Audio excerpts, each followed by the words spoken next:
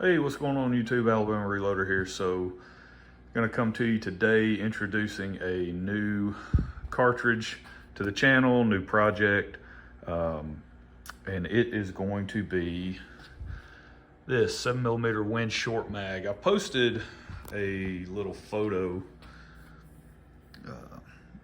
There you go. I posted a photo of the markings on the barrel the other day on YouTube, the community tab, and just to kind of give you guys a heads up, hey, this is what's coming down the line here. And I wanted to go over sort of how this came about, why I went with the 7mm Win Short Mag instead of the 7mm Rim Mag, or instead of the 7mm PRC, because if you're hip and cool and into all that stuff, then you're probably asking yourself, why didn't you just get a 7mm PRC? So you can cover both of those questions with one answer, because I bought this from a pawn shop and the guy was going out of business and got an incredible deal on the rifle. So I can't help what it was chambered in, okay? No, locally there's a pawn shop and he's going out of business. He's gonna retire, the guy that owns it. And he just wants to ride off into the sunset and hang out. So he was going through getting rid of everything in his shop. However, I got to him a little bit late, and so when I picked this up the other day, I think there were like 3 other bolt action rifles, a shotgun, a couple of ARs. The ARs and the bolt actions, they look like they've been rode hard and put up wet, okay? And then the shotgun looked like it was in decent shape, but I didn't even look at the brand or anything, didn't really care about it. That's not my thing. But he did have this. This is a Winchester Model 70. And this is the Super Shadow, so you can go look those up. It's not like it's it's not one of their high-end models. This is a synthetic stock. This was kind of more of a budget-oriented Winchester Model 70. So it's called their Super Shadow. But still, hopefully going to be a great shooter and just a good overall bolt action we can take into the woods and do some hunting with. So it was just sort of the rifle and then these mounts here. That's all that came on it. I added the bipod. This is just my standard bipod that I use whenever I'm out on the range shooting groups, swapping the bipod back and forth between the different rifles that I shoot. And then I added the rings. Luckily, he had some of these rings. He had one set of, these are Redfield rings, so cheap rings, but they were the dovetail style, which is exactly what I needed because I didn't have any rings that would work with these bases. So luckily he had those. And then I added in the Leupold scope. I already had this. I actually pulled this off my 6.5 Creedmoor because I plan on putting a red dot on my Kimber. So that's a whole different ball of wax that we'll get into later. But overall, I thought the rifle was in pretty good shape. I mean, it's not anything super great. Apparently somebody had duct taped something to the back end here, whoever owned it before. It's a synthetic stock, right? Yeah. So not an amazing quality rifle, but Winchester Model 70, we should be able to get some good groups out of it. Hopefully we can get it shooting pretty good. And so yeah, so I picked it up for an amazing deal.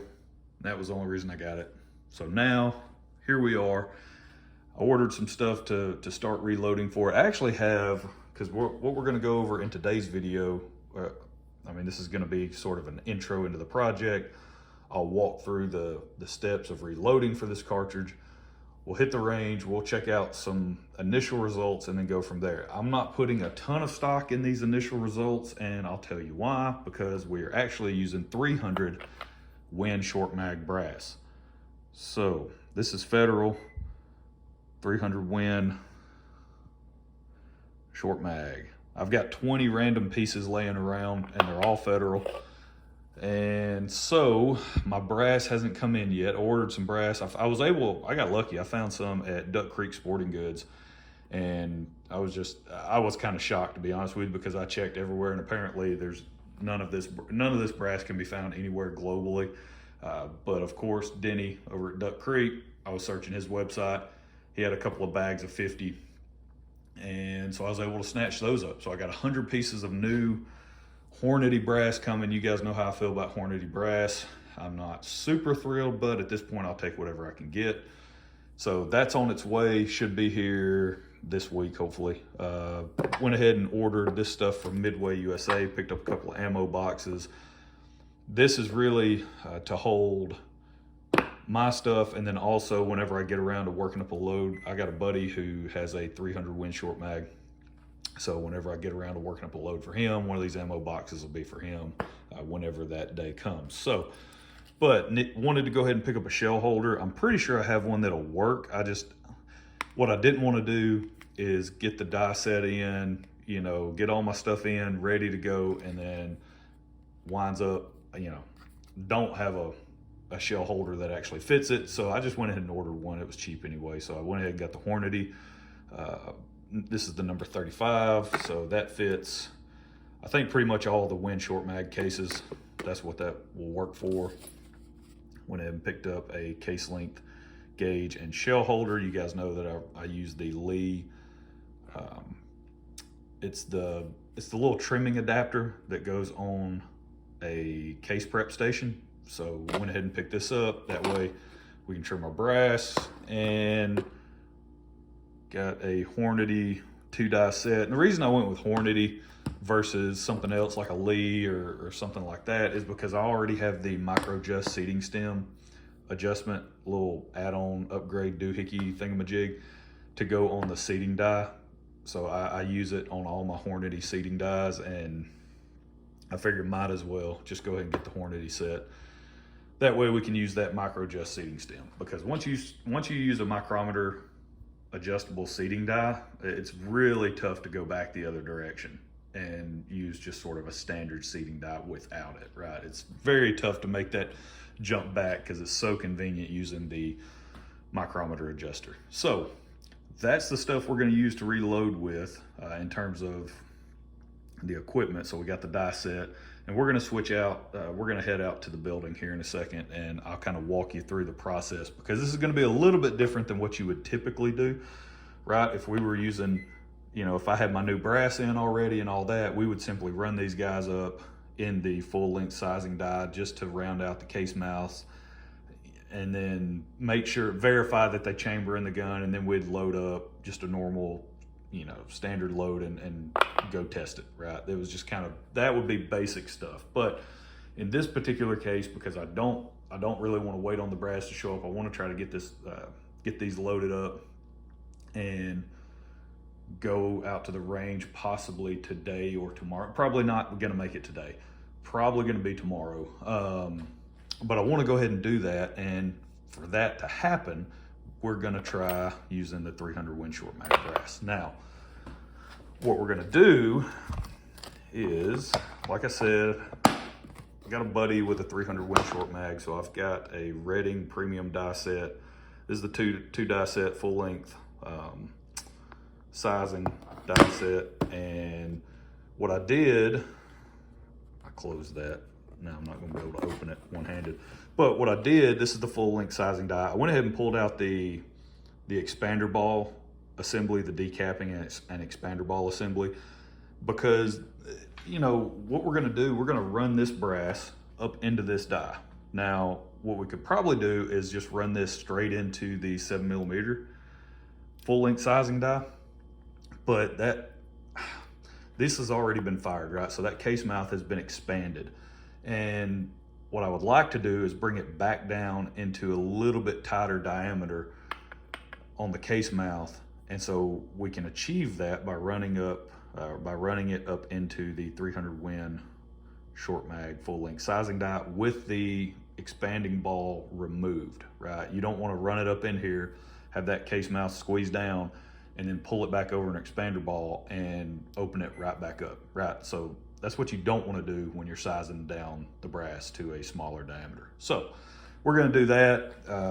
I will use the Redding Imperial sizing die wax. I'll get these guys lubed up. We'll run them up in here, make sure We have this screwed down, touching the shell holder, making firm contact according to the Redding instructions.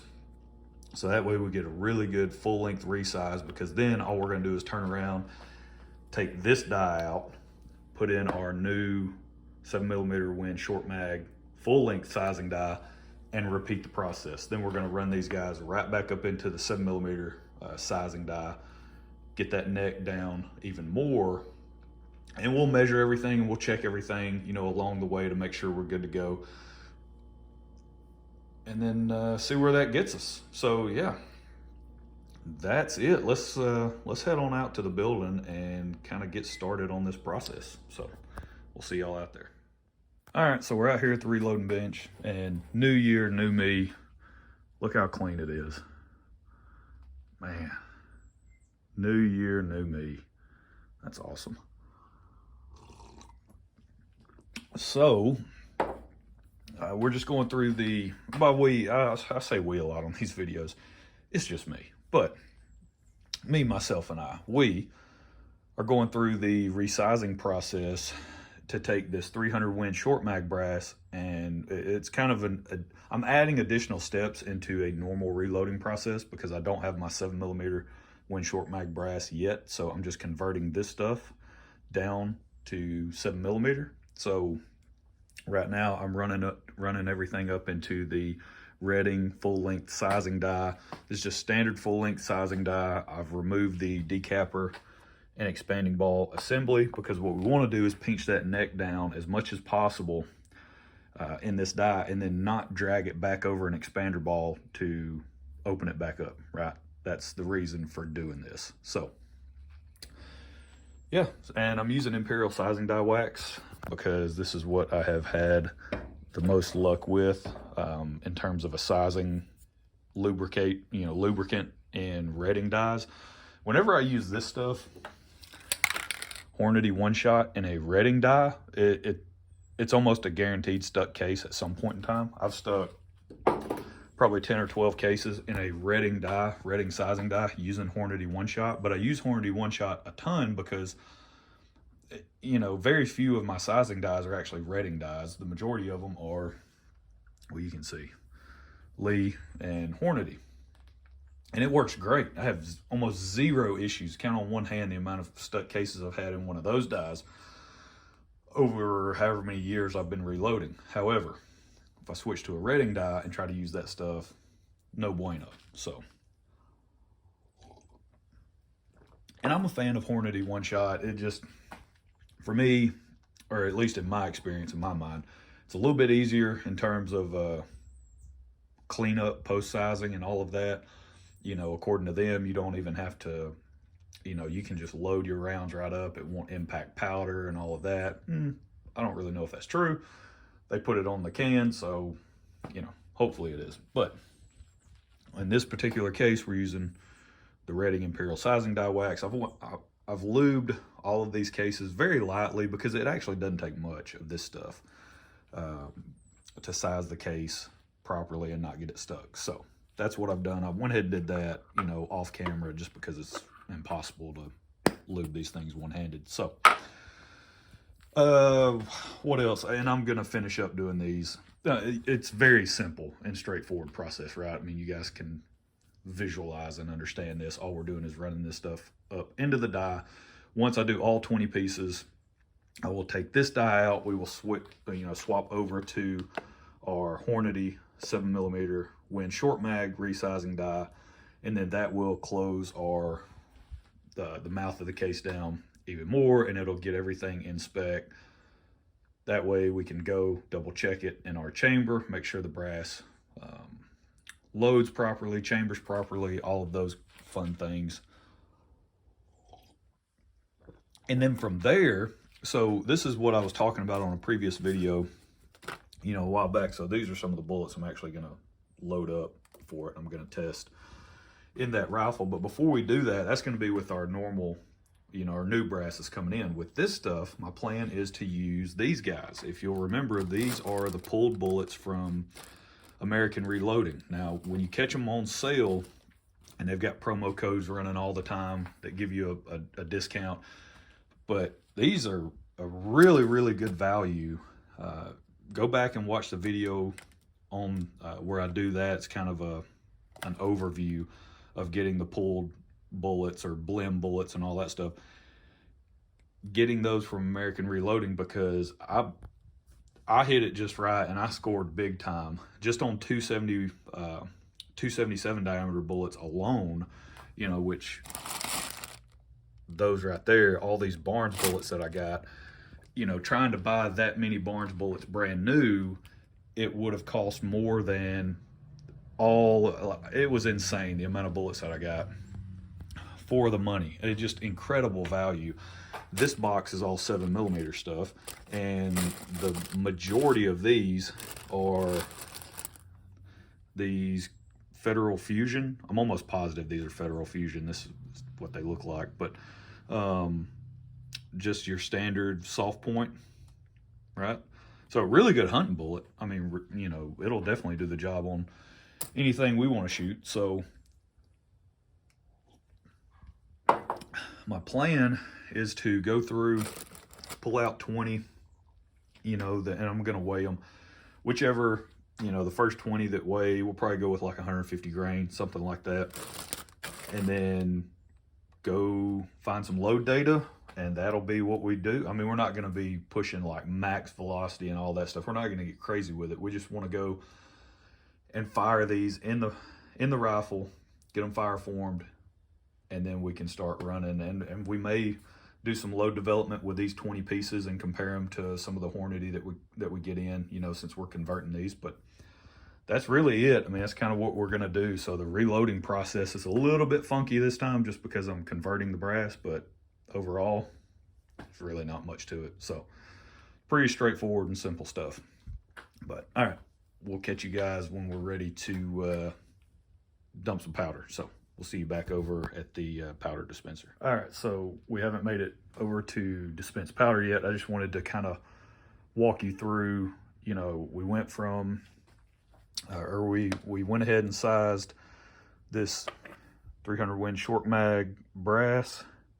Since we're going to convert it, we went ahead and sized it with the full length sizing die in the Redding set, which we removed the expander ball and decapping assembly. That took the necks, so they were at like 345 on the diameter, okay? And then by running them up in the die without the expander ball in there, that kind of squeezed them down to 327. And now where we're at, once I did that, I switched over to the Hornady full length sizing die for the 7mm Win short mag, and set the die up exactly how it's supposed to be according to the Hornady instructions. Very similar to the Redding. You raise the ram to the top of the stroke, screw the die in until it touches the shell holder, and then tighten everything down. From there, you know, you got some headspace.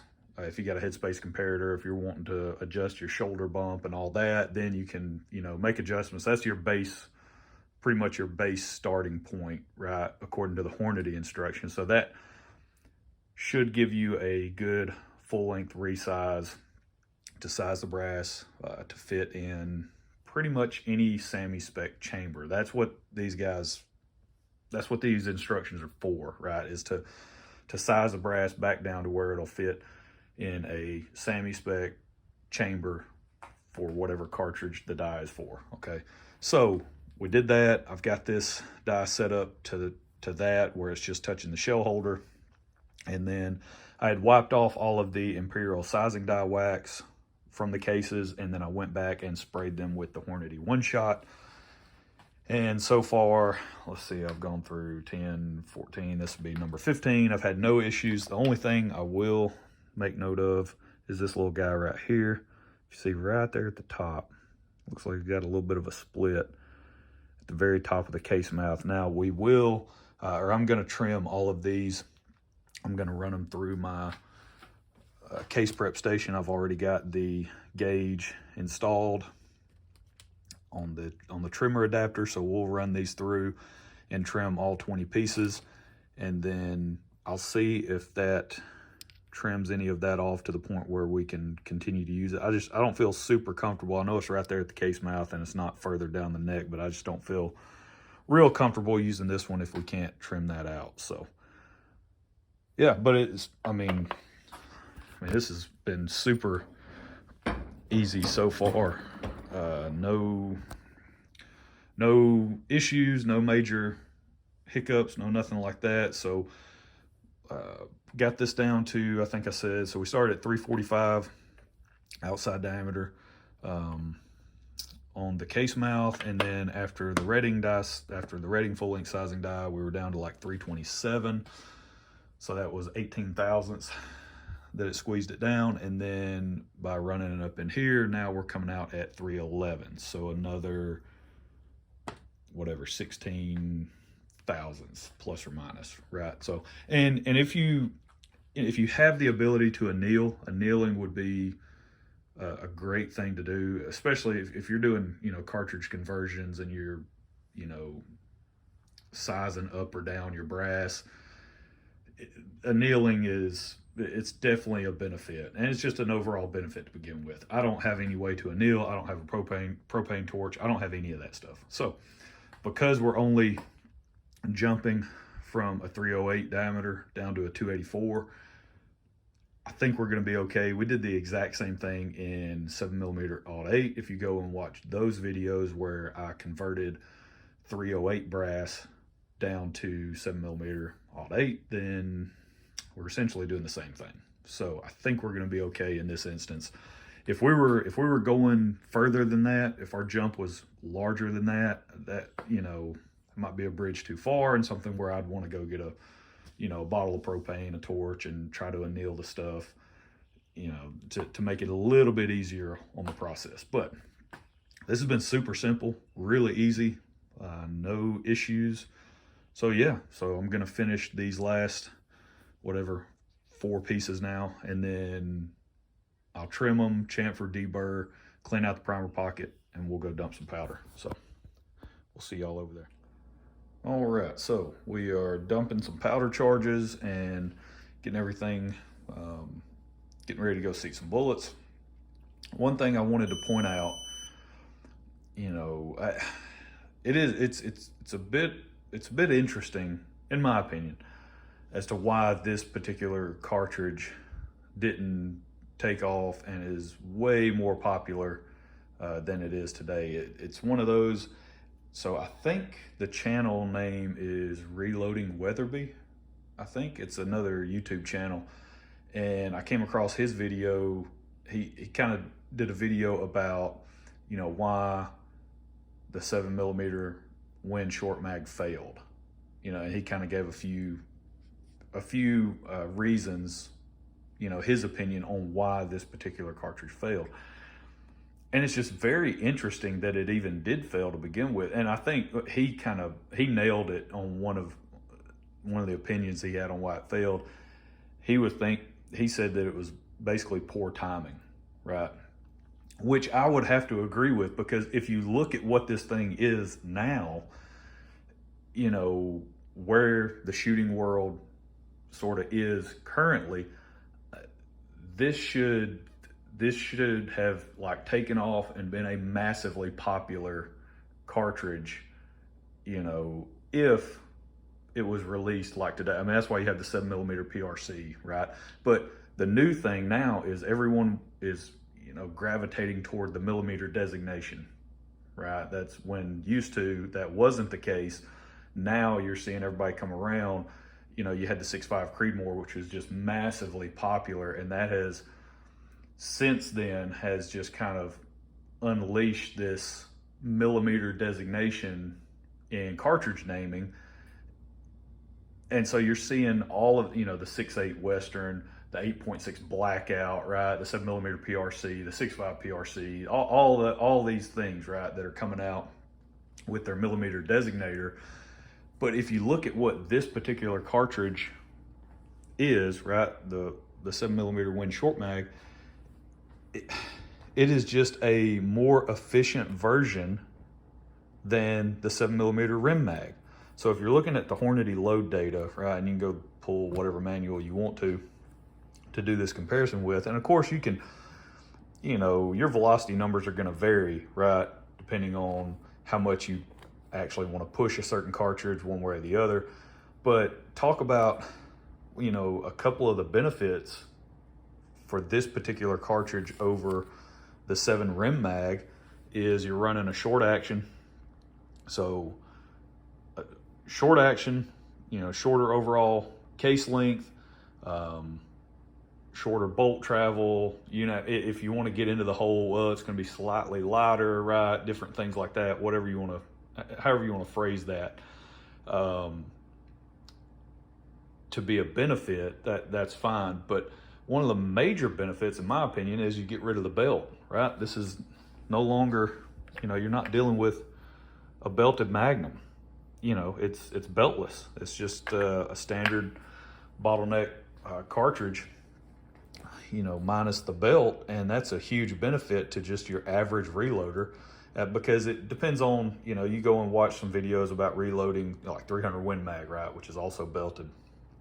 And issues can occur because it's head spacing off of that belt, and you have to size that part properly, and there's, a different die that you need to purchase to be able to size the case right above the belt and all this. So yeah, it's simple to do, but just seems like it complicates things. If you were sitting here today, right, without the 7 PRC coming out, right, forget that even exists right now. But if you were to look at these two cartridges, the 7 rim mag versus the 7 Win short mag, and you wanted to pick one and you were going to load for it. Now, if you buy factory ammo, who cares, right? Why are you even watching this channel?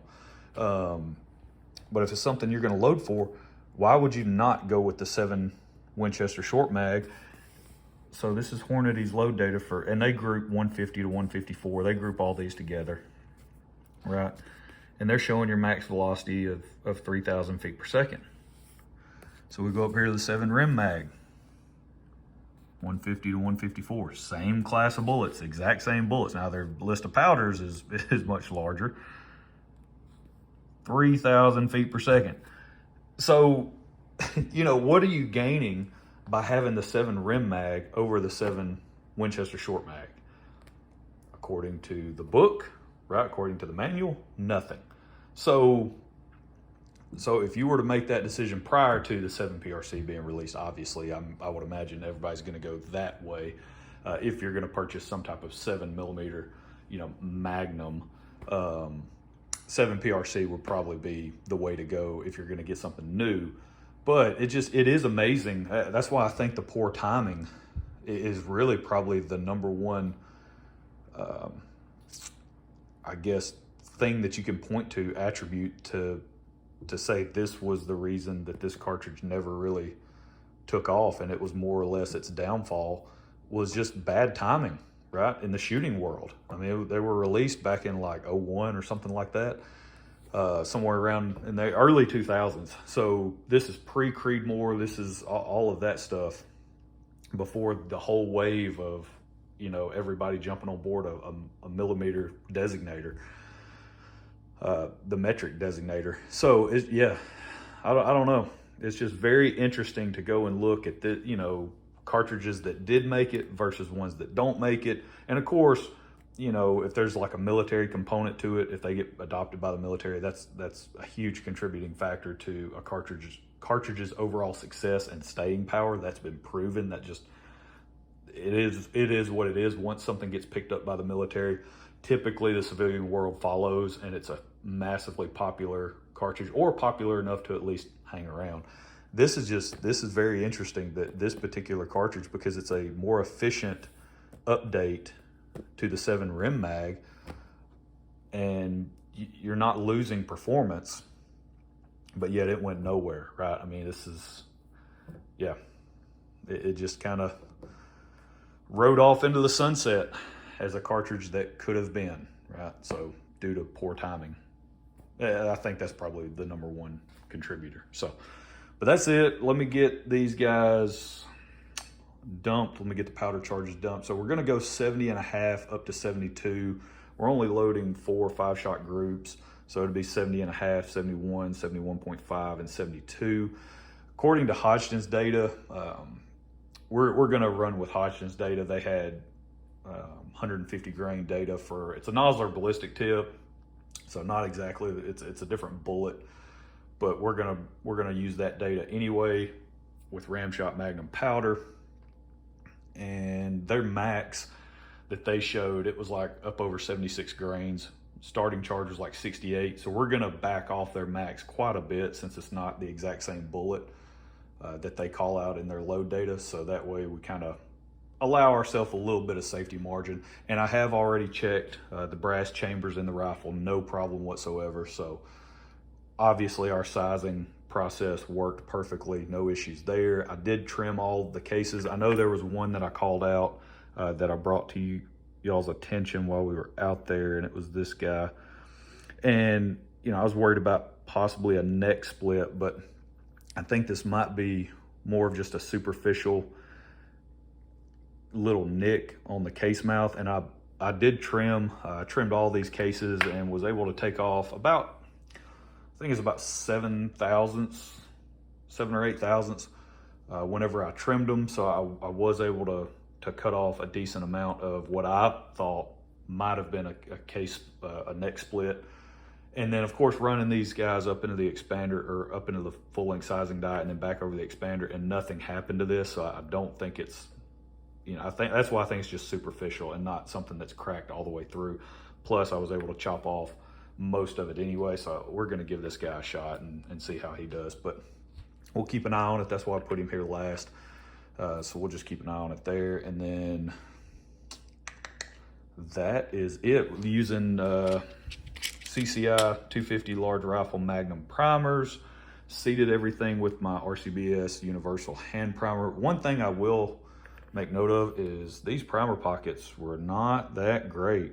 These primers went in just easier than I would have liked. Yeah, so we'll leave it at that. And that might be what we do, right? See how many firings we can get out of this Federal brass, compare it to our Hornady brass once it comes in. So, but we're not pushing it too hard. We're not approaching max charge. We're staying over 4 grains underneath the max charge, so shouldn't get too wild with pressure. But yeah, so we will let me finish dumping these, and then we'll you guys will join me at the reloading bench, and we'll go through the seating process. Really straightforward, super simple and easy, and then we'll hit the range. All right, y'all stay tuned. All right, so we're back out at the press, and I have the Hornady bullet seating die installed in the press. So very simple on these instructions on how to set this die up. Pretty much all you do, and I went ahead and put the micro adjust seating stem in there. But pretty much what you do is you take a case where you haven't, where you're not trying to seat a bullet. You just put the case in your press, you run it all the way up, and then you want to start with this die barely screwed into the press at all, and you want to run it down until you feel it make contact with the case.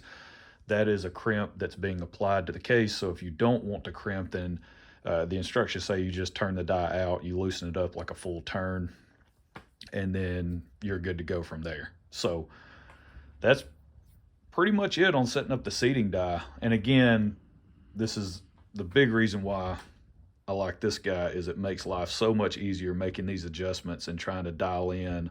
You know, I seated one just to get it going and make sure my overall length was good to go.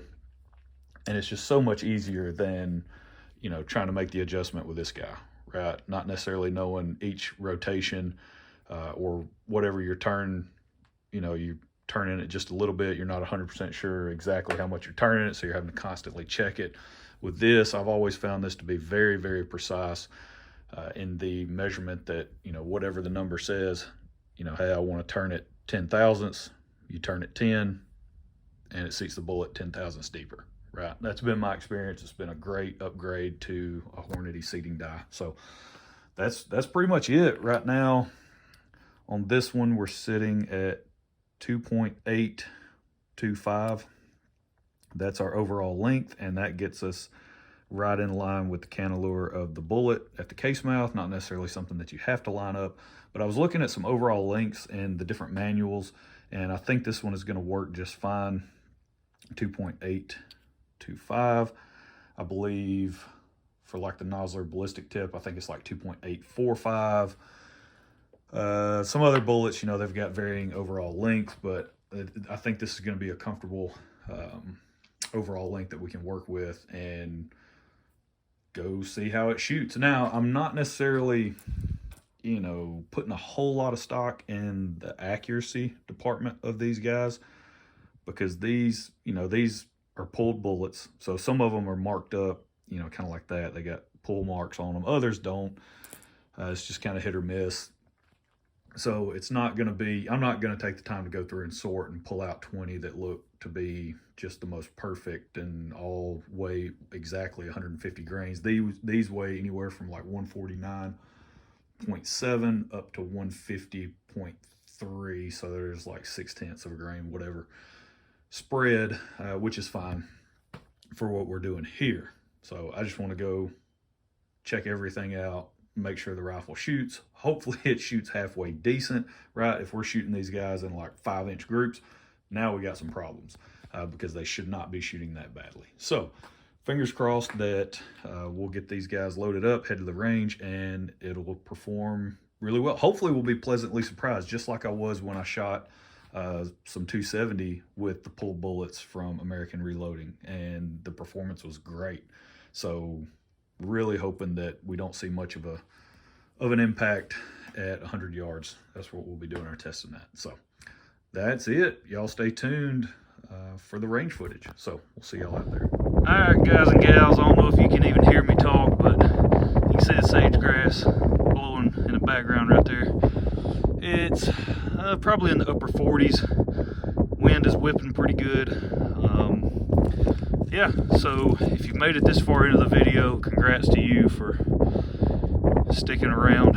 A lot of rambling going on in the first however long this video is at this point, but I'm just going to shoot a few groups. Those 4 5-shot groups that I loaded up for the 7mm Winchester short mag. I'm going to shoot those. I'll pause the video in between each group because I'll probably be swapping to some different rifles, and then I'll walk you guys down to the target, and we'll probably just do kind of like an overview down at the target, and then that'll be it for the video. So let's get going.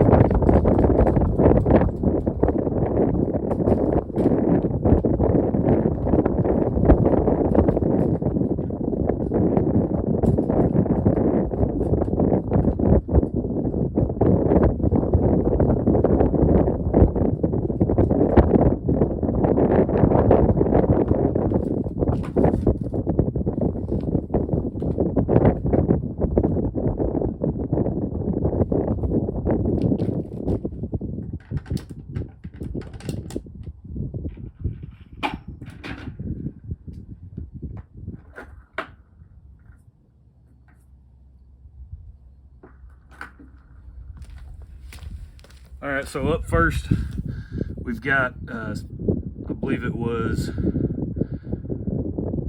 70 or 70 and a half grains of Ramshot Magnum. That's the powder that we ended up going with.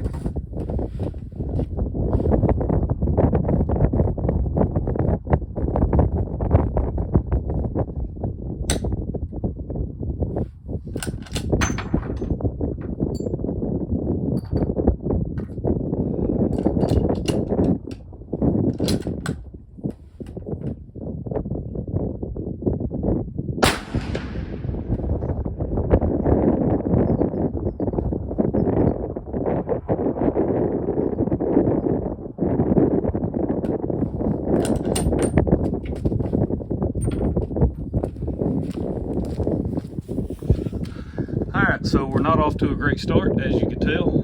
We had 3 misfires out of the first 5-shot group. Yeah, so it's going to take some thinking on that one. All right, so we ended up with, and yes, it is cold out here. So I ended up with 4 misfires all in all. So this was that 72 grain charge that we ended with 71.5, 70.5 grains of ramshot magnum. These are, you know, those pulled 150 grain third diffusion from American Reloading. Just running from brass if we're using 300 winch mag brass. So not exactly sure why. And you guys saw on that one, I had a really hard time getting the bolt to close. I did notice that, I don't know, if I just tried to put one in the chamber, close the bolt, you know, I had those issues on those first few. After that, I would actually put it down in the internal mag and feed it off that, and I'm not saying the issue went away completely because I still had one right at the end, but after that, everything shot fine. I don't know. Now, you guys tell me what you think. Leave me a comment down below. Try to help me out on this, but I'm not super worried about it. Like I said, we got 100 pieces of properly head stamped brass on the way. Should be here today or tomorrow, so I don't really care about these misfires. Not too much to fret over it, but the whole purpose of this was to fire from the brass, you know, shoot a few rounds down the barrel, get the scope sighted in, which is what I did. This is the Leupold 2-7 by 33. So yeah, let's head down to the target, see how we did. I'm the only one out here again, which makes sense since the wind's blowing like crazy and it's in the 40s. It would make sense I'm the only one out here. But if you hunt, I mean, these are the type of conditions you're going to be hunting in. So, you know, you can't just be a fair weather shooter, fair weather hunter. I mean, I guess you could. That's what my wife said after she killed that buck. That's what's so funny about it, because I mean, she hadn't pulled a trigger on any firearm in 2 seasons. She killed a doe 2 seasons ago. That was the first deer she'd ever killed, was that doe. Hadn't pulled a trigger on a firearm since then. I take her Saturday, first time she's been hunting in 2 seasons. She didn't go with me last year. First time she's gone this season. Kills a bigger buck than I've ever killed. And I was like, you gotta be kidding me. She's like, yeah, I'm just a fair weather hunter. Hey, ain't nothing wrong with that if it works, I guess. But it is good to test your loads in the conditions in which you will find yourself using the loads. So, by the way, our 450 Bushmaster is still a disaster. That's going to be a separate video because I think I know why. But I started off, this was my point of aim right here, because I bore sighted it pretty close, and then I fired a few rounds. I was hitting way up here, made a scope adjustment. First couple of groups were me making the scope adjustment. I shot all, let's see, you know, point of aim was here for the first 5. They hit up here, so I adjusted the scope up and then shot the next couple. So those were the first 2 groups were messing with that. And then the third group, you know, the first shot was here and then the next 4 right here. So that's not terrible. I mean, again, for pulled bullets that had visible pull marks on some of them, right? I mean, that's at least somewhat promising. But then we moved to the final group, right? We had the 1 misfire and then those 4. I mean, that's pretty ugly. So I don't know. We'll see. I mean, not like we're going to work up a load with those guys anyway. We might. I mean, just because we have so many of them, I might go through and sort them. You know, do a little better job sorting based on weight and get rid of any of the ones with, you know, the obvious pull marks on them. Try to find the best ones possible, and see if we can work up a load. You know, it might this bullet barrel powder combination might not be too bad. That's at 71.5 grains, right? And that's just a random seating depth as well. Now this, you gotta take those 2 out because those don't even apply. That's from a separate range trip. But I wanted to shoot another 5-shot group with that little 223, that Savage 110 hog hunter, because I swapped the scope out on it. I did have just a cheap 3 to 12 by 40 scope on there, but I recently picked up, I think it's like an Athlon Argos. It's like BTR Gen 2. It's a 1:8 little deal, and so I just swapped it out with that, and I wanted to sight it in, make sure we were good to go. So I shot that 5-shot group. Obviously that's gonna kill a deer all day long, so good deal there. And that's it. All right, guys, again, if you have any input on the misfire situation, let me know. I don't really think it's related to the, you know, the sizing down of the brass and all that. I don't know, it could be something else. Maybe we just have a weak firing pin. I don't know, who knows. But all right, that's it. That's where we're gonna leave it. We will catch you guys next time. Again, if you've made it this far in the video, I really appreciate it. You know, sticking around to the end. And by the way, if you did make it all the way to the end and you're local, go see Matt and the guys that work down at Mr. Big Guns. Man, they're actually running a sale on powder right now, which is unheard of in this day and time, right? They're running a 20% off sale on powder. You know, who does that? So run down there, see what they have. They had some rifle stuff. They had like IMR 4350. They had some pistol stuff, different powders, different types of powder. They just got some in. Run down there, see what they got, pick you up a few pounds, and we will catch y'all next time. Y'all have a good one.